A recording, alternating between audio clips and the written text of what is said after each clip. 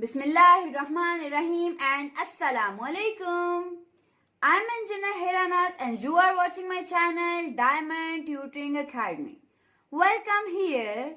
Today we're going to start chapter number 3 from book 7.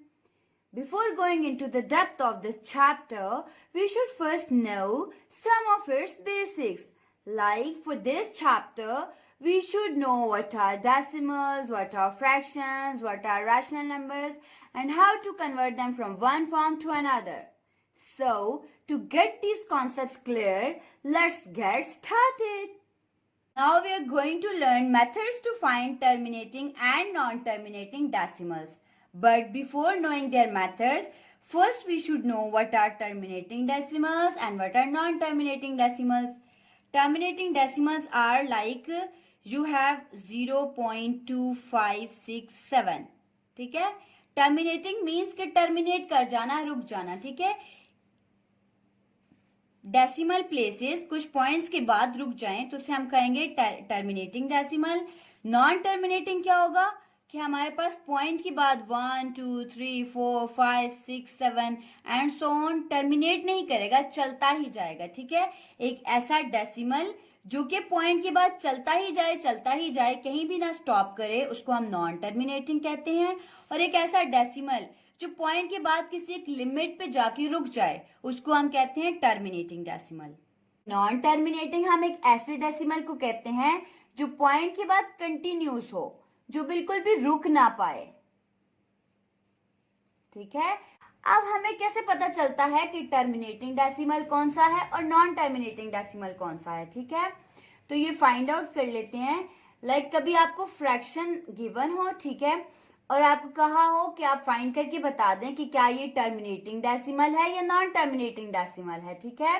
तो इसके लिए हमारे पास दो तरीके होते हैं. ठीक है.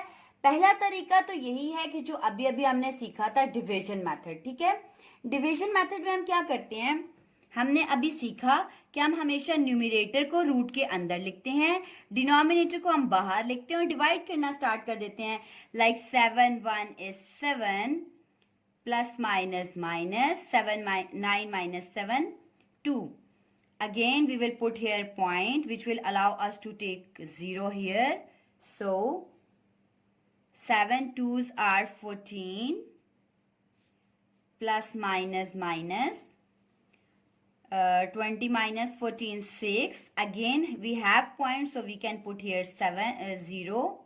So we know 7 into 8 is 56 plus minus we have here 4. Again we can put here 0. And we know 7 5s are 35 plus minus 40 minus 35 5. Again we can put here 0. Again we can here use 7 7s are 49. We are left with 1. Again we can put here 0. 7 into 1 is 7. We have 3.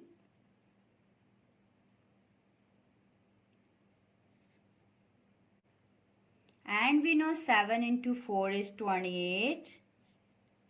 And we have here 2. You can see कि ये question हमारे पास continuous है, stop नहीं हो रहा. ठीक है. और कोई ऐसा डेसिमल जो कॉन्टिन्यूसली चलता जाए, ऐसे नंबर को हम क्या बोलते हैं, ऐसा डेसिमल हमारे पास नॉन टर्मिनेटिंग डेसिमल हुआ करता है. ठीक है.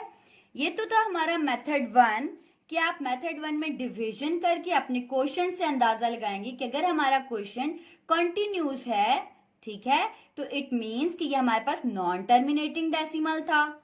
ठीक है. अब हम चेक कर लेते हैं कि दूसरा मेथड क्या है, विदाउट डिवीजन.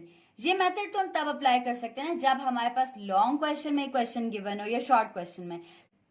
लेट्स सपोज कि क्वेश्चन हमें एमसीक्यूज में गिवन है, तो हम इतना लंबा प्रोसेस तो नहीं कर सकते. तो सेकंड मेथड है हमारे पास विदाउट डिवीजन. ठीक है. विदाउट डिवीजन आपको बस ये याद रखना है, let's suppose we have 9/7 again. ठीक है. तो अगर कभी डिनोमिनेटर में 2 आ जाए, 5 आ जाए या 2 और 5 के प्राइम फैक्टर्स आ जाएं. ठीक है. प्राइम फैक्टर्स, ठीक है। 2 आ जाए, 5 आ जाए या प्राइम फैक्टर्स आ जाए 2 और 5 के डिनोमिनेटर में, जब कभी कोई नंबर अपनी स्टैंडर्ड फॉर्म में लिखा हो, ठीक है। Standard in a sense like 9/7 है, ये फर्दर सिंप्लीफाई नहीं हो सकता, ठीक है। अपनी मैक्सिमम सिंप्लीफाइड फॉर्म में एक क्वेश्चन लिखा है और उसके डिनोमिनेटर में 2 है या 5 है या 2 या 5 के प्राइम फैक्टर्स गिवन है, तो इसका मतलब है कि वो हमारे पास टर्मिनेटिंग फैक्टर हो, वो हमारे पास टर्मिनेटिंग डेसिमल हुआ करेगा, ठीक है, अदरवाइज नॉन टर्मिनेटिंग। ठीक हो गया। सो अब हम 7 को देखते ही कह सकते हैं ना कि यहाँ ना ही ये 2 है, ना ही ये 5 है, ना ही ये 2 और 5 के प्राइम फैक्टर्स में से आता है, ठीक है। सो हम कह सकते हैं कि हमारे पास नंबर कौन सा है, नॉन टर्मिनेटिंग है, ठीक है। इसको देखते ही हम कह सकते हैं नॉन टर्मिनेटिंग है, ठीक है। एक और एग्जांपल देख लेते हैं, लाइक वी हैव 7/8, ठीक है। अब डिनोमिनेटर में क्या है, 8 गिवन है, ठीक है।